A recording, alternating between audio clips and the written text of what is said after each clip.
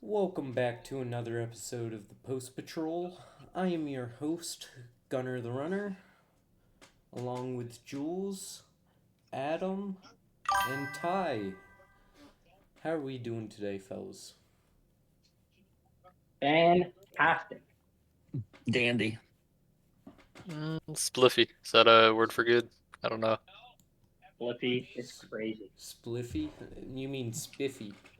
Biffy. How about optimal? Mmm. Optimal. Uh-oh. Is Adam just a school Sickle. teacher? School teacher merchant. Uh-oh. Yeah.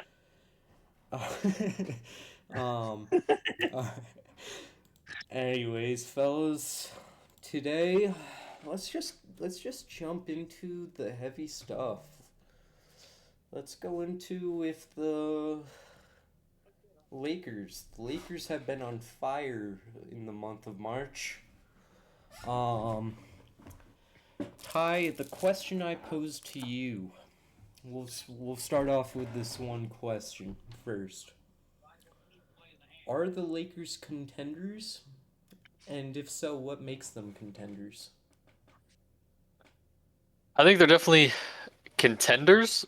They're not highly probable to win at all, but I think they're contenders. I think the biggest question marks for them are DeAndre Ayton and LeBron James and how he will hold up in a playoff setting. Granted, we know he can have limited minutes. He doesn't have to be the LeBron James he has been throughout his career, but it's just a question of which Ayton are you going to get? Is he going to try? And can LeBron James like keep up with the pace and physicality of the playoffs still, I think. Okay, okay. Jules, what about you? Uh, I don't think that the Lakers are. I don't think that they're contenders. Through their last 10 games, they rank. Um, I believe it's 12th offensively and 15th defensively, and a lot of people like to prop up the fact that through the month of March, where I specifically have established on my platform, I'm not a believer of what I call Mickey Mouse March. A lot of these teams that end up having these good runs in March basically get in the first or the second round in the postseason. The Lakers are going to be one of these teams.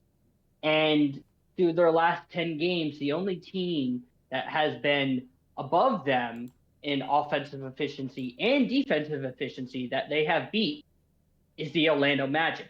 And that came from a game winning three from Luke Kennard. They were battling against them the whole time. They beat Denver. A lot of people think Denver is a good team, but through this last 10, we all think that Denver hasn't been great. Houston has fallen off a cliff. They've beaten the Pelicans, they've beaten the Warriors, they've beaten the Kings. These are all bad teams through these last stretch of games. And giving the Lakers the contender argument to me in March is a little blasphemous. If I could pull out a Stephen A. Smith vocab word, is I'm not a believer of this Lakers team. I've watched too much basketball from the Lakers this year to put them in any type of contender.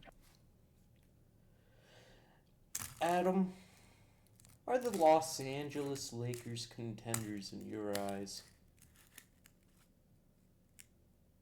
No, he's on. Oh, Oh, sorry. no, you're good. No. I think two things. It's two fan bases that are pushing this. I think it's the people that are pushing the Luca MVP stuff, and I think it's Laker fans that are just absolutely delusional. Um, as Jules said, their schedules have been pretty subpar in the month of March, and the team that they're reckoned to face in the first round is Denver right now, I believe, and they barely etched out a win with Jamal Murray basically having one of the worst performances in his career going. I think it was at 1 for 15, and he made his first shot of the game and did not make another field goal the rest. Um, unless Luca's going to start averaging Jerry West numbers throughout the playoffs, and LeBron James is going to turn back the clock at like 5 years, and DeAndre Ayton's actually going to be reliable on the defensive end. Good luck. I doubt that's going to happen. So All right, all right. The second question I pose to you guys is with the stretch, Luka Doncic has risen in the MVP ladder, I believe, to second or third. Is he viable or one of the guys that can knock or is he the guy to knock Shea off of the MVP award? We'll start with Adam. no. We need to get, not us, but the collective Luca fans need to get through their thick skulls. We are currently watching Shea Gilgeous-Alexander have an even better season than he did have last year. Unfortunately, Luca, it's too little, too late. This is going to be if we actually start having people vote for Luca. This is going to be equivalent to like 93 Barkley and Jordan, or like 97 Jordan and Malone. I get the scoring is unreal, but Shea is basically giving you better efficient scoring with a team that I personally did not have them winning 65 games again this year. I had them close to 60, and they're on pace to win about 65 games again. And you can't, I don't know how many guys in history off the top of my head who are at the guard position averaging 30 and putting up historical efficiency while leading to 65 plus games and not winning the MVP. Does anyone? I think it's just Jordan basically.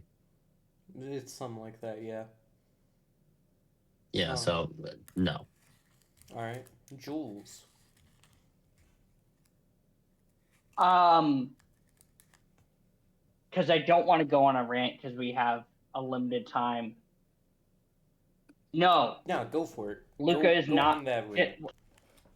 I get so irritated because, in my opinion, I think that Luka is having an above average year, and why he should be in the conversation, right? Like he's going to win the scoring title, and he's giving you 33, 8, and 8, and he's a +4 true shooting, a relative true shooting for the year. He has good argument, but I sit here and say that I watch Luka Doncic from October to January, saying that that's not important basketball, and then from the end of January to now, why he can make this argument. And SGA, like Adam said, has been having Michael Jordan-esque numbers this whole year. My thing is, and I always have been, is as well as your team record. There are exceptions to the rule, and I will fully admit that. And we can blame Russell Westbrook in 2017 because I think we have this argument now if he doesn't win in 2017 with the triple-double and the impact that he provided to the OKC Thunder. My person, and it's going to come from, I promise this is not coming from a biased standpoint. When it comes to impact, who is more impactful on the basketball court through the last 20 games than Victor Wembanyama? Victor Wembanyama, right now, I'm going to be very, very serious about this, is having the best 22-year-old season in NBA history, putting up on numbers of a +24 through 22 games. There has been literally, and I've had to do this research, zero people at the age of 22 who had MVPs, won the MVP, had that type of impact on their team. Mind you, if you're, and this is very important as well, when you're winning by that much when you're on the court, and then you're a -4 when you're off you're losing the minutes of one person in a game. That's incredible. That is the only argument that would be against Victor Wembanyama is that there's still a plus offense when he's off the court in the totality of the season. I believe they're a +2. But we have to start understanding that both impact and your team record go into this account. And the Spurs have been breathing down the OKC Thunder's neck for 2.5 months. Why is it all of a sudden that, yes, the Lakers are a 3 seed? I completely understand that. But the San Antonio Spurs have been a 2 seed for a long time. Been won against these top teams. both the East and the West, and it's come from when Victor was either playing full minutes restriction off. Like, no one had San Antonio being in where they are.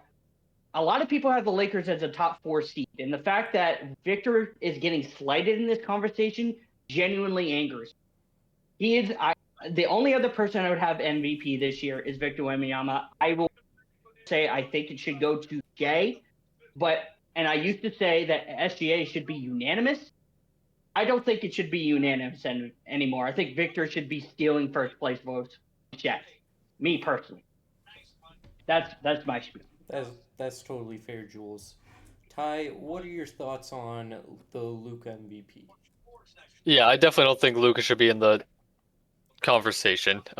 It's clearly a two-horse race. I think the only way it goes to Wemby is if the Spurs somehow catch or pass the Thunder by the end of the season. And then Wemby has a serious case, and it will make a lot of people reconsider. But right now, it's probably like 99% going to go to Shea. But yeah, I think what Wemby does offensive and defensively is, I think when he's on the court, he's the most valuable player in the league. I'm with that. I agree with you guys. I myself do not have the Lakers as series contenders. I have them as a fraud West team. Especially, I think they're either going to lose, and I think they lose in that first round, to be honest. Myself to Denver, if they do match up with Denver. But at the same time, the Luka MVP stuff, that's been pissing me off. I think I was with Jules on this boat. That it should be unanimous I think it was February. That's when I was like, this should be a unanimous award. Now that the Spurs are 2 seed, I think Wemby will take probably 5 or 6 first place votes from Shea, but otherwise, those are the only 2 in the running as of right now, and I would have Shea be unanimous. Not unanimous, but that's just it. And before we move on, I just make this very clear. They are currently playing the Detroit Pistons without Cade Cunningham, if you want to use this as a segue. They're down 13 against a Detroit Pistons team without Cade Cunningham. And Luka and LeBron do not look good. Great segue, Jules. Great segue. Let's get into the Detroit Pistons and what this means with the East and Detroit going forward. As Cade Cunningham last week was diagnosed with a collapsed lung and is out indefinitely. What does this mean for the East and Detroit as a whole? We'll start off with Jules. So I am actually in the minority when it comes to this opinion, or at least what I've been hearing and feeling. I think Detroit skips a beat, to be honest, because since Cade's been down, I believe they're 3-1, and funny enough, their offense looks a lot more fluent. Like, trying to take anything away from Cade, because Cade's genuinely one of my favorite players to watch, but the implication of being able to put a slightly above average 3-point shooter in Jenkins, and for him to operate that offense with their limited spacing has been incredibly surprising, because Cade hasn't been fully healthy. Like, other than the collapsed lung, he has missed several games here and there, and so Jenkins has been doing some spot starts. They've been like winning majority of the time that Jenkins has been in this lineup. And he's being able to operate the same kind of way as Cade, but because Jenkins is a better 3-point shooter, it looks a lot better spacing wise than when Cade is operating. I think that they fall. A lot of people think that they're going to fall 2 seed and Boston would slowly creep up.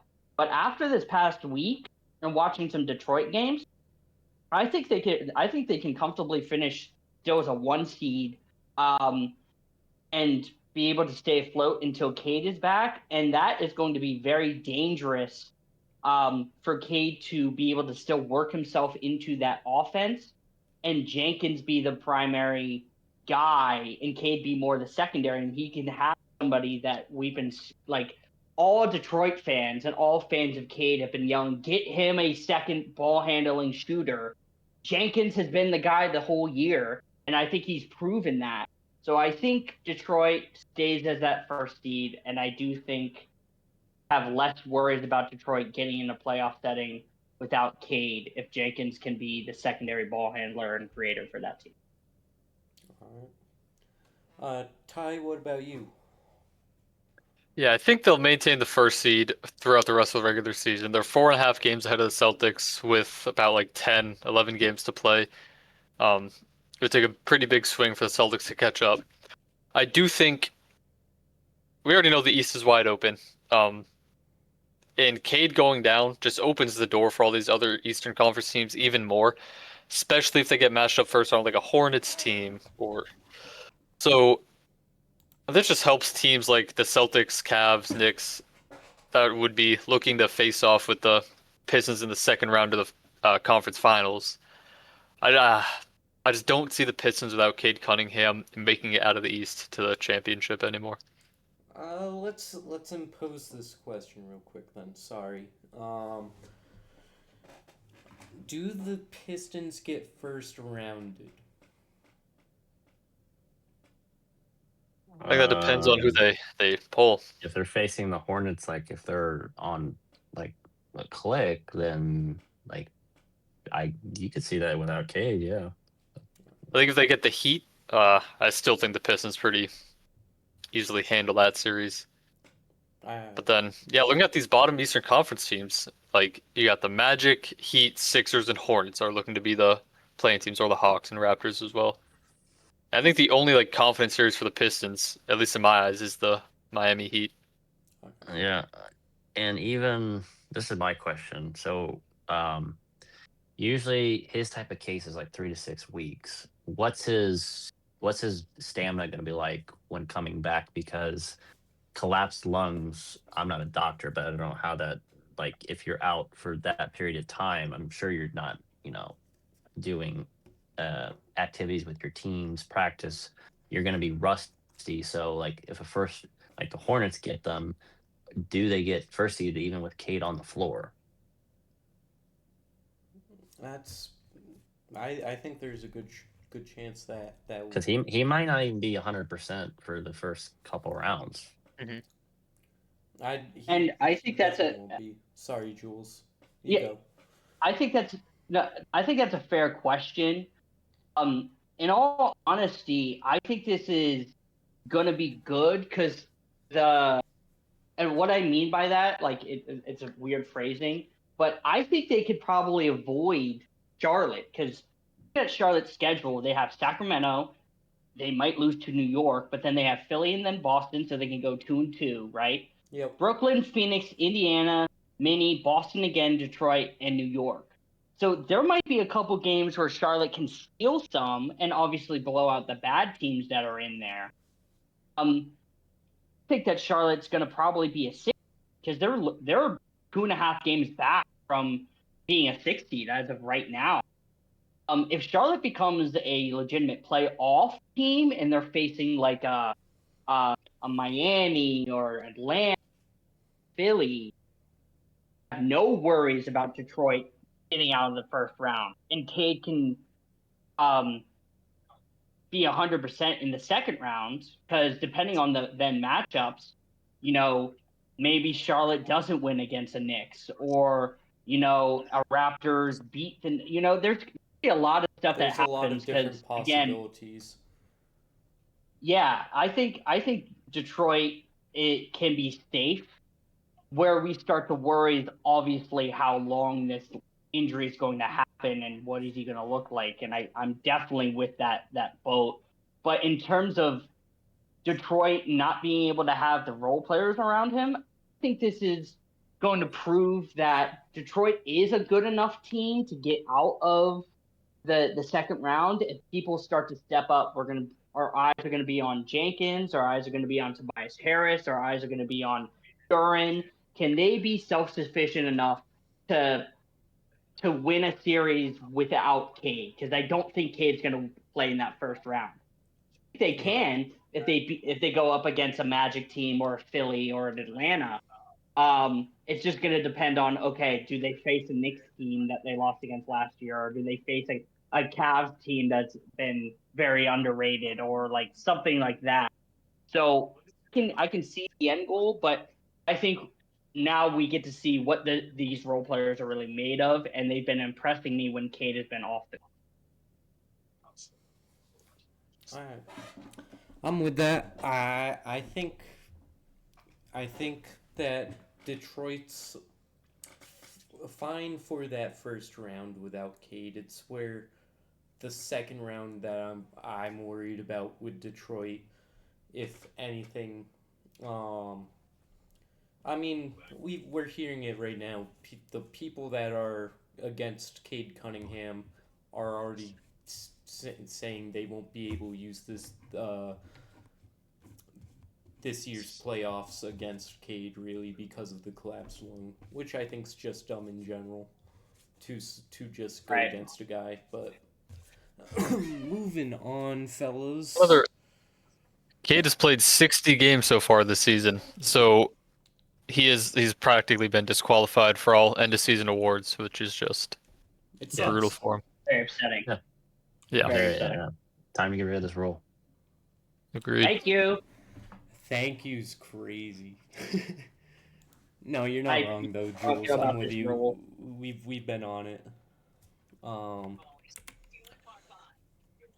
Let's also, fellas, let's move on.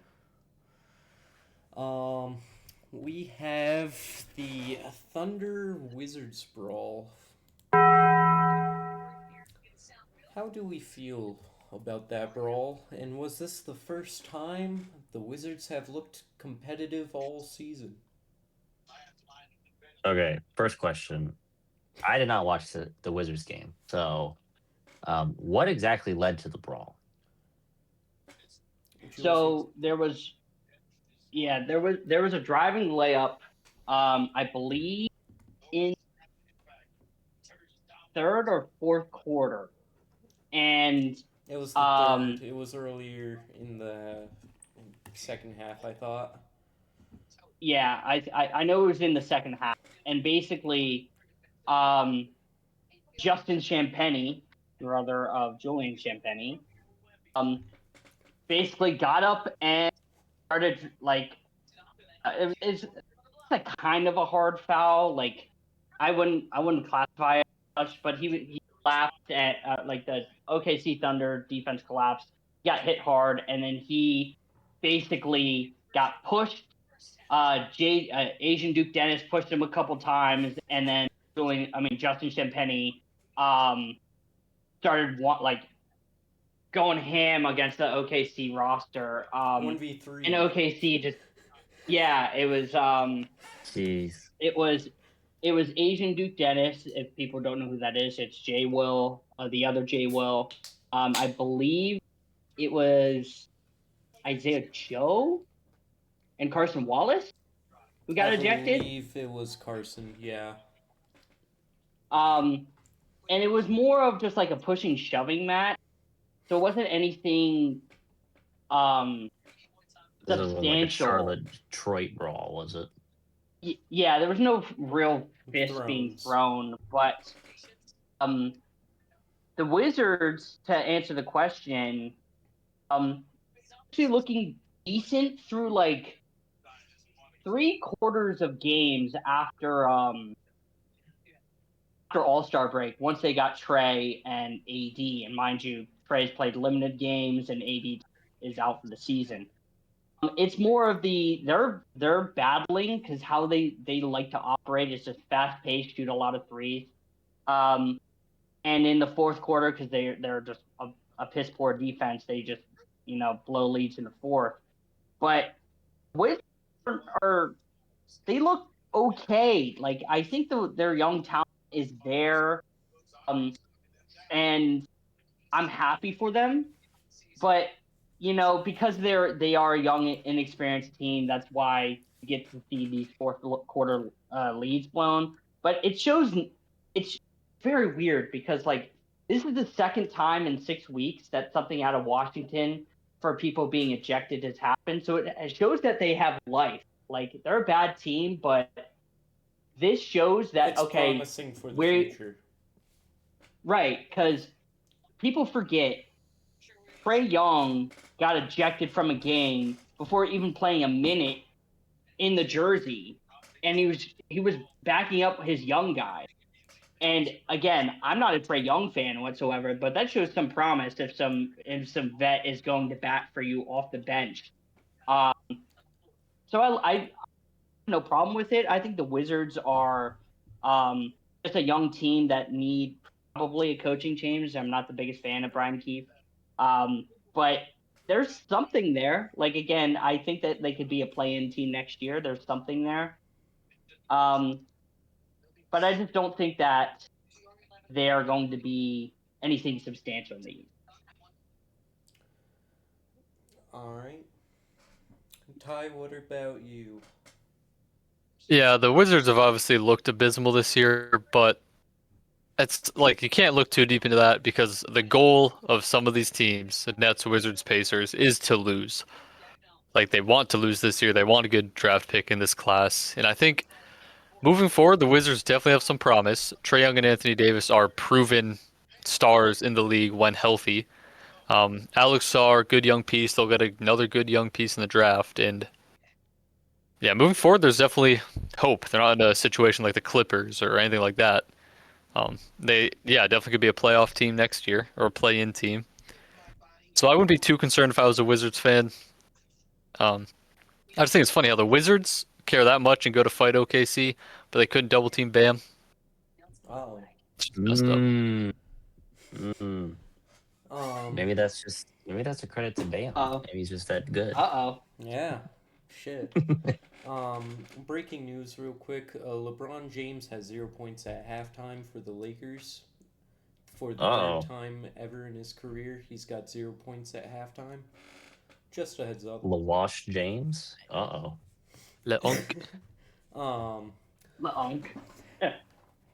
Moving on, we got the San Antonio Spurs clinching the playoffs for the first time since 2019, fellas.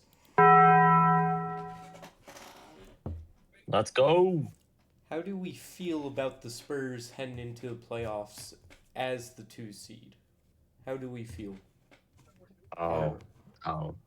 This is gonna be glorious because I have heard nothing for weeks upon weeks, and we know who this person is who has been talking about Wemby not showing up because he doesn't have the experience. I cannot wait for him to have like some type of triple double where it's like 10 blocks, 15 rebounds, and 23 points. I cannot wait. And the flip of the switch is going to happen. That, oh my God, Wemby's a all-time playoff performer, and the basketball community also is going to cling to him like flies almost. This is going to be fucking great. Adam, real quick. Are you saying it's going to be a Raptors Spurs finals? Oh my God, dude. We could see it. We could see it. But they're not beating the French God. I'm with that. Jules, as the resident Spurs fan here, how are we feeling about San Antonio? So just to break this down, the game, it was against Phoenix Suns, and the Phoenix Suns this year have been a thorn in San Antonio's side. And Victor, through these matchups prior to that game, has not looked good because Jordan Knott is a great young defensive-minded coach. He's been able to put guys in spots, run the unique zone coverages, and being able to not shut down, but to slow down the perimeter, like the premier scoring options in the league. He's affected Luka. He's affected Jokic. He's affected SGA. He's affected Wemby, right? Yeah. in this game, Wemby did not have the most efficient scoring night, which I was fully expecting. However, the impact of that last possession of basically turning that doing that turnaround J on the right wing and hitting that with such confidence is why I'm a believer of my team in the playoffs, because there's been countless times this year defensively in the last possession or two that Wemby has been able to shut down a team in a close game. And that's proven. We already know. I think that trait is going to translate in the playoffs because he's, I think, by far the most impactful defender, like we said before. However, everybody's biggest question mark is how does he look offensively? And if you're a 22-year-old guy taking that kind of jump shot with confidence, that shows that you're not afraid of the moment against a team that has given you fits this whole year. And that's why I have them going to the Western Conference Finals. Because not only if you're going to get your best guy in that possession in a clutch situation, but the atmosphere that he did afterward with the whole tradition of doing the drum, that's electric, right? All of us have been fans of our franchises with Indiana and Boston, where once it comes down to a playoff setting and it gets loud and electric home, that shows something. That's something that, stats won't show. You just have to feel it. And the fact that San Antonio finally has playoff games again since 2019 is tremendous. And I hope nothing for the best for this team. I just hope, and for you Spurs fans on Twitter that I've interacted with that say you guys want the Phoenix Suns, you guys are fucking stupid. Anybody but Phoenix. Anybody but Phoenix. I want any other of those playing teams. I think Phoenix pushes us to 7. But I'm very happy about this moment as a Spurs fan, having to see the last couple years and Greg Popovich's health. It's really good. Ty? I was actually going to bring up the Phoenix. Oh, sorry. It is looking very likely that the Spurs play Phoenix because Phoenix is 4 games back of the Timberwolves in 6, and they're 5.5 games in front of the Clippers, who are 8th. So if the Spurs stay in 2nd and the Suns stay in 7th, as long as the Suns win their playing game, they will be playing the Spurs. So if you're a Spurs fan, maybe that scares you, but it's the most likely outcome. Secondly, the Spurs, they're an insanely young team. We haven't seen them in the playoffs. We don't know how they're going to react to the playoff atmosphere. But everything we've seen from them, I think, especially Wemby, he's very clearly one of the smartest players in the league, has a good head on his shoulders. They all seem very level-headed. I think they will adapt insanely well to the playoff atmosphere. If you remember what we saw in the play-ins, how good they looked in a discount playoff atmosphere, I think I wouldn't be too worried if I was a Spurs fan about them having a lack of experience.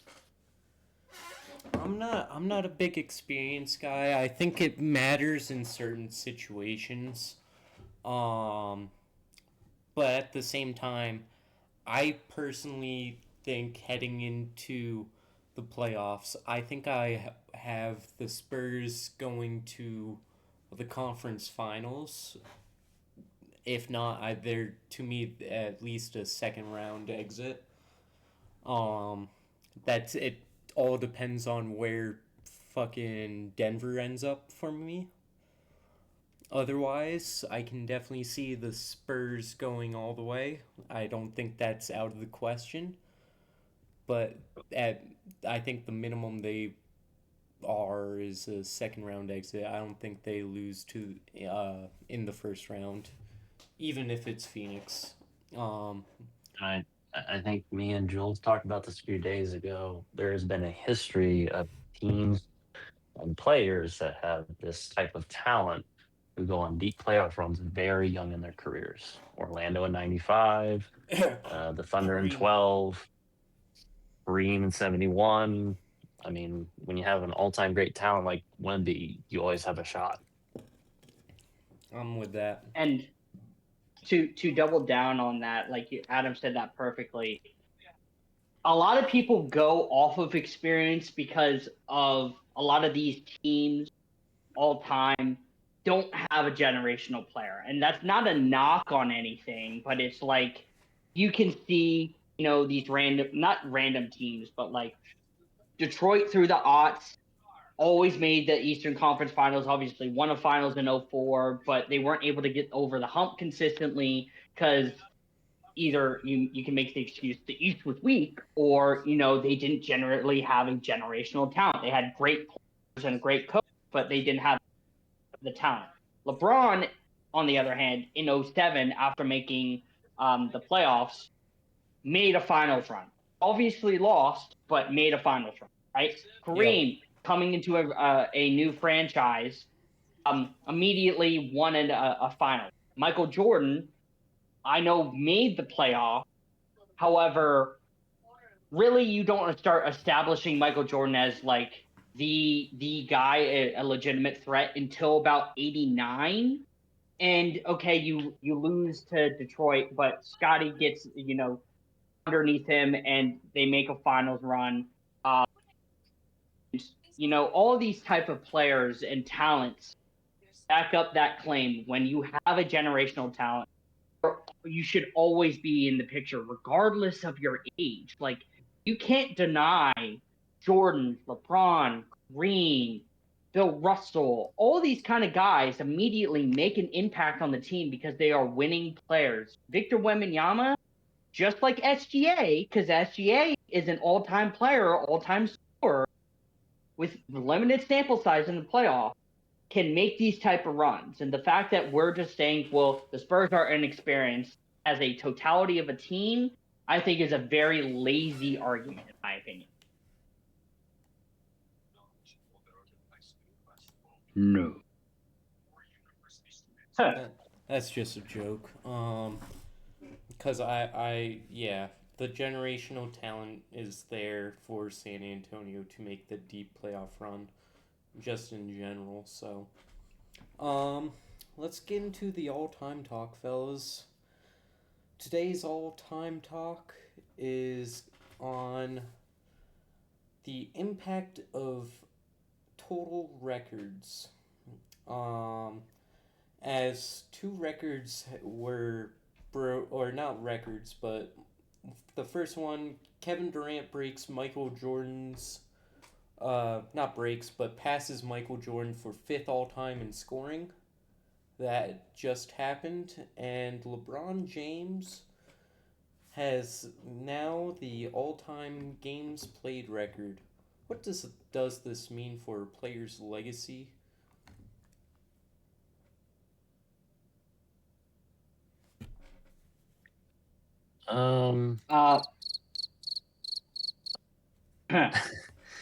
I think I'm not one to really like be big on the all time like counting records. Like, my problem is I think people use them to an extent to where it's kind of egregious. Like, no one like on this panel is gonna say that like Mark Jackson is a top 10 point guard because he's top 10 in assists all time. I think it's like a nice little like cherry on top of the career to like show like, hey, these guys played a long time. They're impactful to a certain extent, but Robert Parrish playing however many whatever the game record he had, it's not like we're not putting him in top like 5 centers of all time because he did it. Like, I think it's cool to look at, but like when we're ranking all time players, Michael Jordan is considered the GOAT, but he's 4th now, or is he 5th now all time on He's the all time 6th. scoring list? Like 6th, sorry, 6th all time. So like, to me, it's good to look at, but it's not like I'm not overindulging on it. I agree. You can use the records in certain situations. Like, for a long time, I was always a believer in Hakeem was over Shaq GOAT argument. And it wasn't necessarily with the record, but I used to frame my argument as, okay, Shaq has more total points than Hakeem.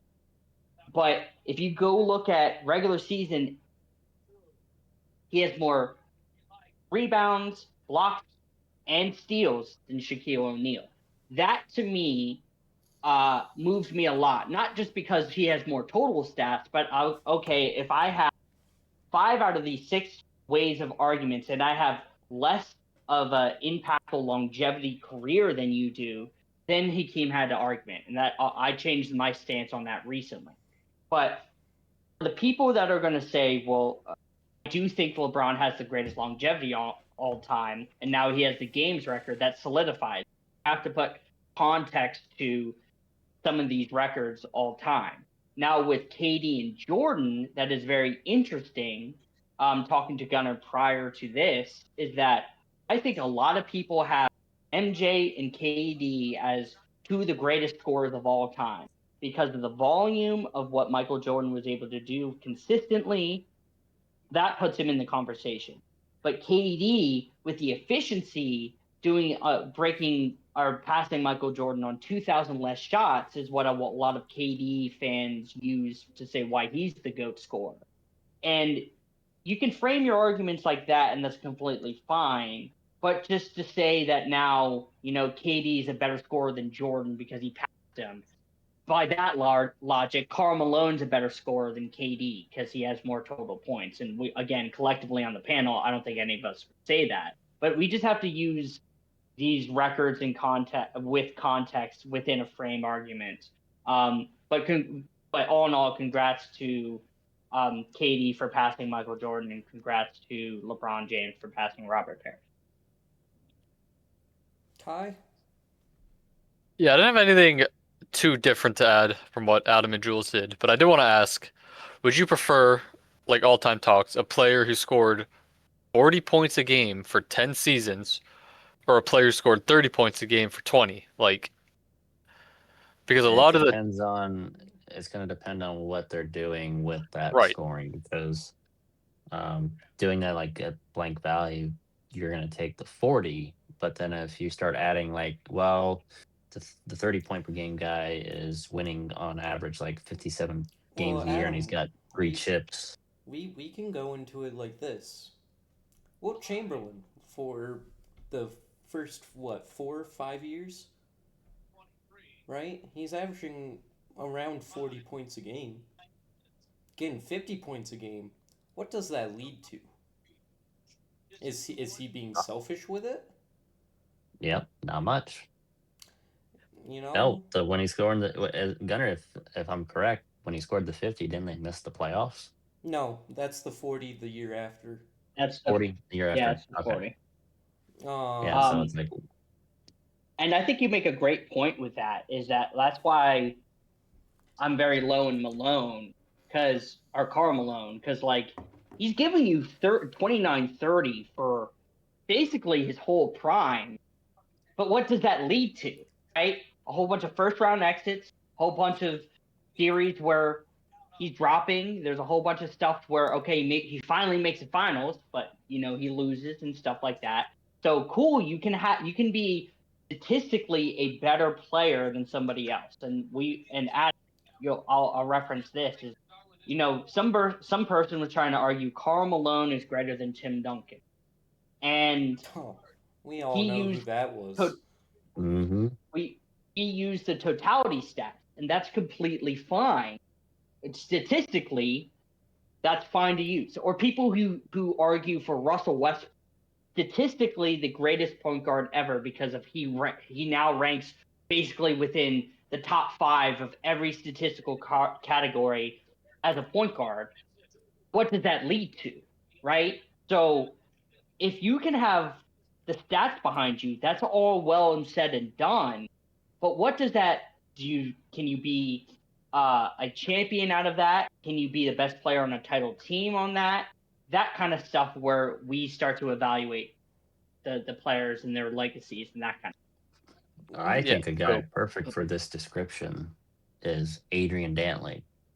Great scorer, but what's he doing in Utah? Ain't shit. Yep. Uh, Hmm. that was a great question, Ty, that you brought up. Yeah, that's a fantastic question.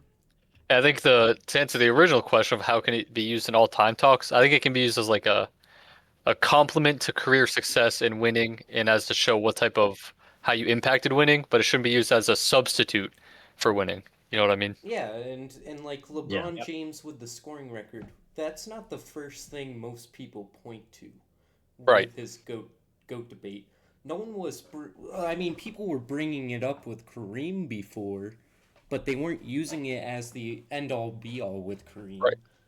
You know, so, and it's the same thing with Wilt. Like, Wilt statistically is just a dominant force, and that is his whole real case. That and the records, but he changes his game entirely to be a team oriented game, and that's what led to better success and what made him or makes him around a top 10 player in my eyes.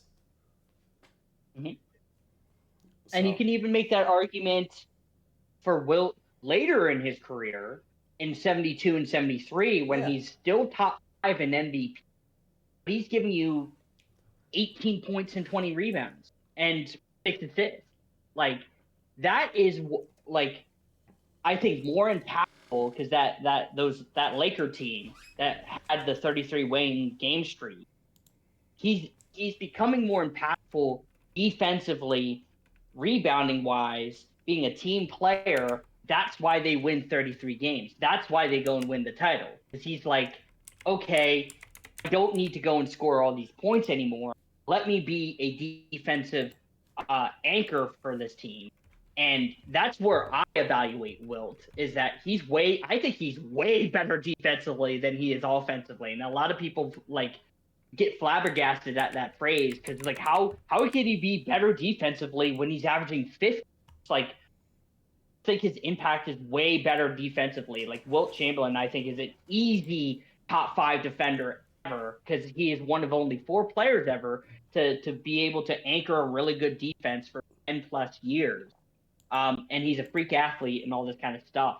But he won't have any records because they didn't track blocks, and it's not on Basketball Reference or anything like that. But like, why impact matters because as soon as you're able to change your play style, you start winning a whole bunch of more games than you should be. yeah, Mm-hmm. Same thing for like Michael Jordan. He was averaging 37 a game. They're winning basically. They're going 40 and 42. When he's averaging 31, they're going 61 and 21. LeBron Yep. James, when he's winning the scoring title in '06, they're what 50 and 30. When he's in Miami, when he's averaging 27 a game, but he's shooting damn near 60% from the floor. They're winning 66 games. Like your impact, like even though your scoring is down, your impact on all facets of the game has increased. yeah. Yep. We have time for a quick game of just two teams. This week we're not doing championship teams, but I think I got two that are very comparable to each other. Um, and it's this one's going to be a little bit tough. Are you guys ready? So this is Nope. non-championship teams, right? Non-championship teams. So this is I'll them give you losing in this. finals. I'll give you this. Both teams are post 2010. Okay, Okay, perfect. but I have a chance. are these teams that Hi. lose in the championship, like they lose in the finals, or Good is it like question. any round? We'll find out, Adam. Oh, okay, okay. Team A, fellas, are you ready? Yep. We have a 48 and 34 team record in the regular season. They go 3 and 4 in the playoffs. First round exit. Yep. What Who do you was guys their leading scorer? 21 a game. Ew.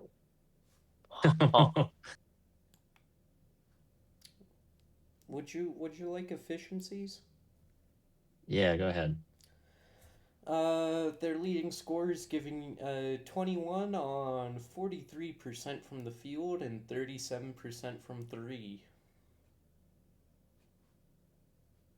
Wait. Ew, wait. I might have a team. All right. Ty or Adam, you got any other questions?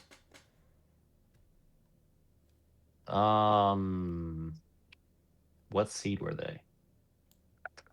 I believe the 8th seed, but or no, not the 8th seed. They were. Hold on, I clicked the wrong thing. They were the 6th seed. They were the 6th seed. That blows my guess in the water, bro. Ty, any 30. questions? Oh, I'm lost. Did the leading or did their best player, not necessarily their best scorer, make All NBA? No, he did not. He had 0 awards. They were a 6th seed. Has to be an East. Wait a minute. I might have a team. Hang on. Please be it. Please be it. Please be it. I mean, I can give you their second leading scorer. Damn it. Or Yeah, I can also give you playoff stats. Yeah, give us playoff stats. Playoff stats? Uh, number one scorers up to 23 a game on 37% from the field and 33% from three. Ooh, jeez.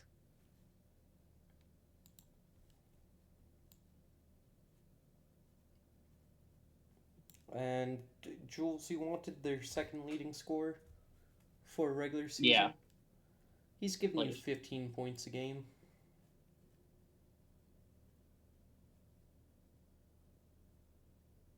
What? Wait, what? Stumping 15 points per. Pretty sure he's their second leading scorer. Let me filter. Yes, he 15 is. games. So we're talking about we're talking about a star player who's just dog water in the first round. He's got a second leading scorer averaging 15 in the regular season? As their second option, yeah. Yeah. Huh. Oh man, so this is post 2010. Yep. And they go 7 You said games in the first round. You said 21 a game for the leading scorer. Yep. 7 games in the first round.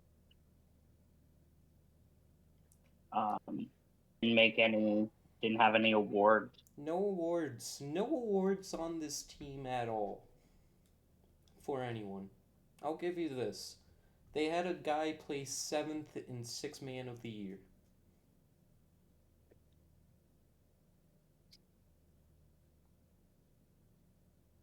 But you said that they were first round exit. Yep. Their first round exit.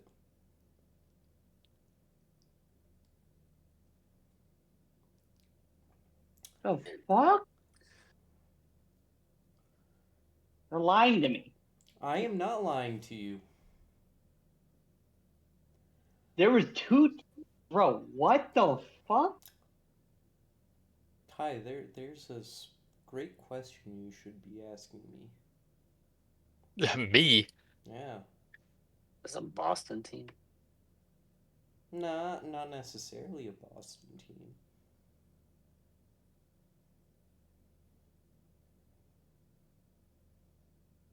Something to do with like a. I don't know. That or I mean, you could also ask if he ever gets any accolades in his career. Seriously? Oh, it's gonna be my guess. Damn it. A hint about my question. Is there any former Celtics? Is there any former Celtics on this roster? Yes, there are. There's at least 2. So former Celtics, as in they play on the Celtics after this or before? One before and one after. Dude.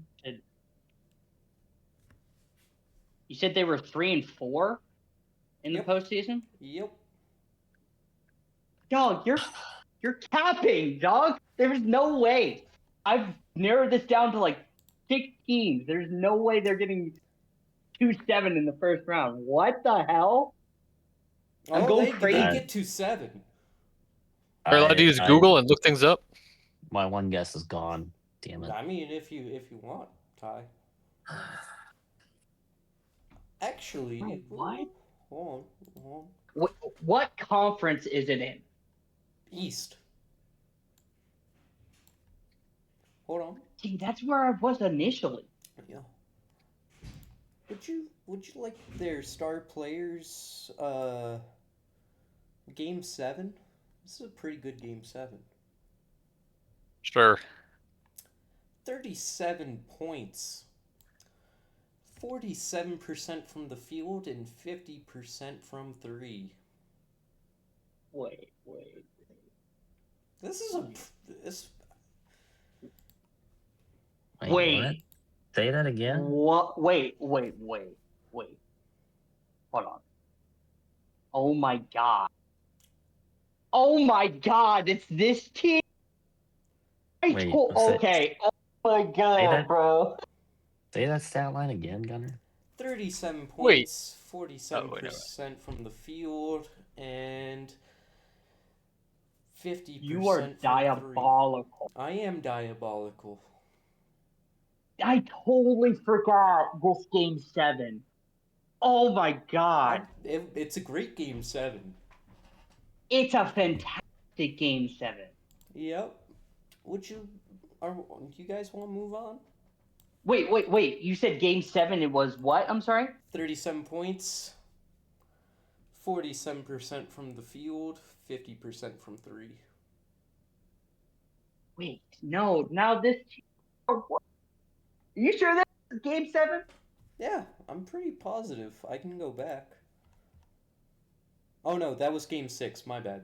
I lied. Okay. Yeah, I know the team. I know the team. My bad. I clicked on the wrong one. My bad.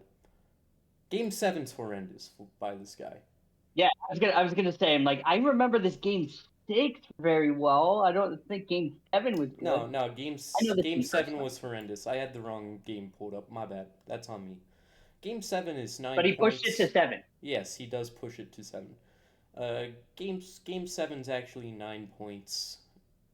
19% from the field, 20% from 3. With 6 assists. I know this team. I think I figured it out. All right. Are you guys ready for Team B? I'm ready. 48-34. Oh my god. 3-4 in the first round. Oh my god. What seed? What seed? That's a What's great the seed? What's the question. leading scorer? What's he giving me? So they would be a 3 seed because They lost the first round? yes, Is this an Eastern? Is this an Eastern Conference team? Yes, it is. Okay. And they go 7 games. What's their leading score again? Leading scorer. Hold on. Their leading scorer is giving you 23 points a game. Any All NBA All Stars? One All-Star. One All-Star, no All NBAs. No All NBAs. I'm pretty sure this is his first year getting an award.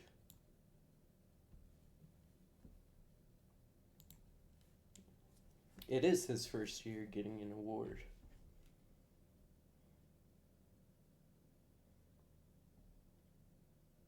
What? Hmm. Another great question to be asked here.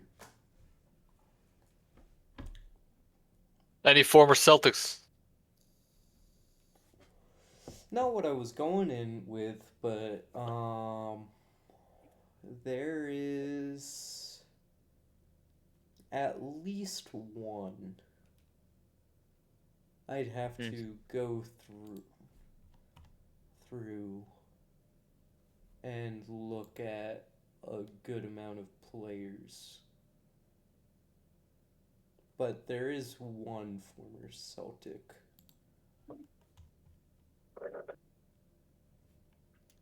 We'll just stick with one, but that's not the question I was thinking. Not for you to ask, Ty, but You said this was an East team as well. yep. I believe they're the three I see. seed.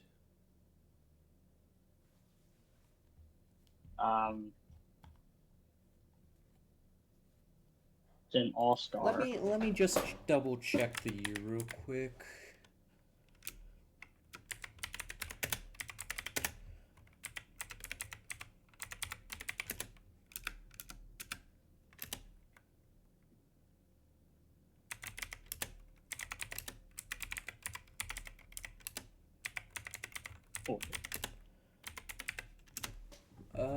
Wait.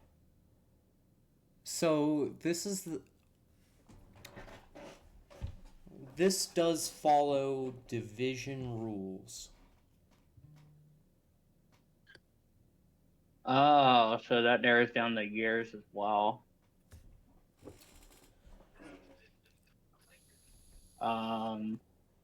Okay.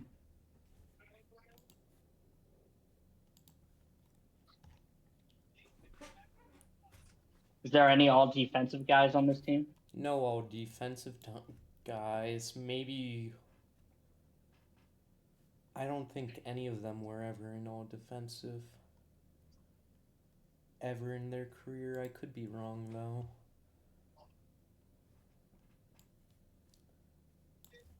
So the leading guy was 23 games. Okay.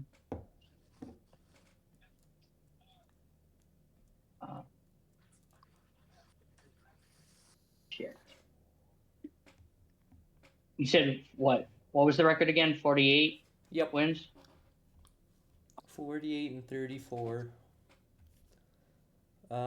They are 10th in offensive rating, 10th in defensive rating.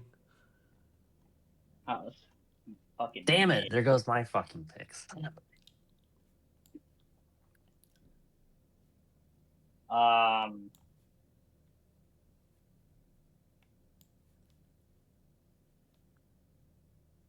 One former Celtic, but I wouldn't use the former Celtic. He's more known as, I would say, on this team.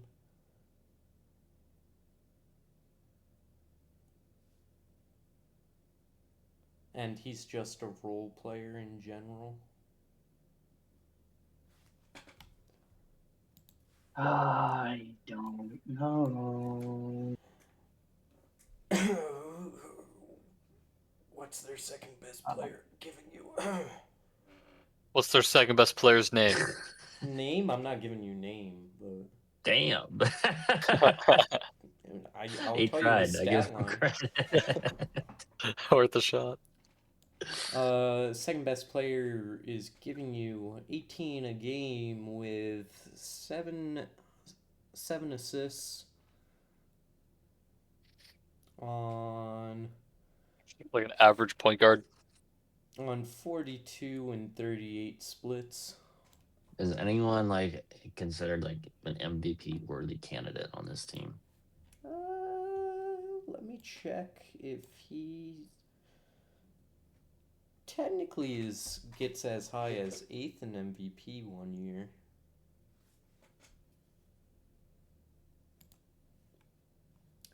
And the other one I think has MVP votes as well. And the other one gets as high as 10th in MVP one year, so. The other one isn't like their second best player. Or are you talking about the first team? Their second best player is Hmm. 10th in MVP. Their best player is as high as 8th one year. I mean, there's a question Jules should be asking. Any former Spurs? There's at least one former Spurs player.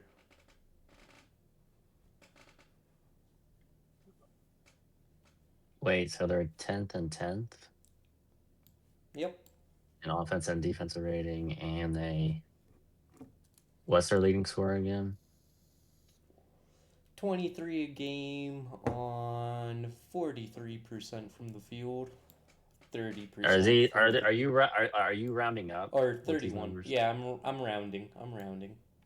Okay, I think I got this. Got this one. I think. Yeah, I'm gonna go with this one. I have no idea about this team.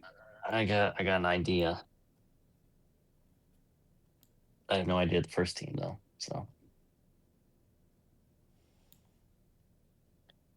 I know the first team. This second team, because he said the division thing, like, throwing me through a loop. when does the division thing end, Jules? I'll Isn't give it you. like 20? It's the start of the 2015 season. It ends September Yeah. like 5th of 2015. Okay, I'm going with this team. Okay, perfect, beautiful. Adam, you just want to ruin it for everyone and move on? I don't know the first team, but I'm not gonna. I think I know the second. I know. Team. I know the first team. I Yeah, I don't think I know the the first second team at all. I know this. I think I know the second team. All right, I think we're ready. All right. Ty, what are your guesses here? The first team is the 15-16 Charlotte Hornets with Kemba Walker. Yep. And the second team, I have no idea. As you said, the Celtics, I went through Gordon Hayward, Isaiah Thomas, and Kemba Walker. I just went through them by season. Damn. Figured it out. Adam, who do you think the second team is? I think it's the 2014 Raptors. All right. Jules, what are you thinking? The first team is that Hornets team that Ty just said. The second team, I threw you guys through a loop with that one. All right. I went through either the Raptors or like the Bulls in 2014, but I guess I would say the Raptors. Yes, like I don't know. Well, it is the 2015-2016 Charlotte Hornets, and the second team is the 2014 Toronto Raptors. Oh, the Amir Johnson? Yes, it is. No, the only reason Not the first Celtic I guessed, think of. I know. the only reason I That's guessed why I said it was, not to. the only reason I guessed it was because I heard the scoring and I was like, okay, that sounds like young DeMar, very young DeMar, and I was like, man, there's a 7-game series and I can't put it on the. And I was like, oh, it's that Nate Robinson. Yep. Or not Nate Robinson. No, that's that's Paul Pierce. Paul Sorry. Pierce. Yeah. Yeah, I think that one I made it tough, but you guys at least each got one of the teams, you know. So. Wait, isn't this the year that the Bulls? Yeah. Wait, no, is that 13 when the Bulls push? Yeah. Okay, I got the years confused. Yeah. Yeah, I think this was a good episode. Anything else you guys want to get into? Nope. I'm good. All right. I'm good. Thank you guys for watching another episode of the Post Patrol. hope you guys have a wonderful rest of your day. Peace.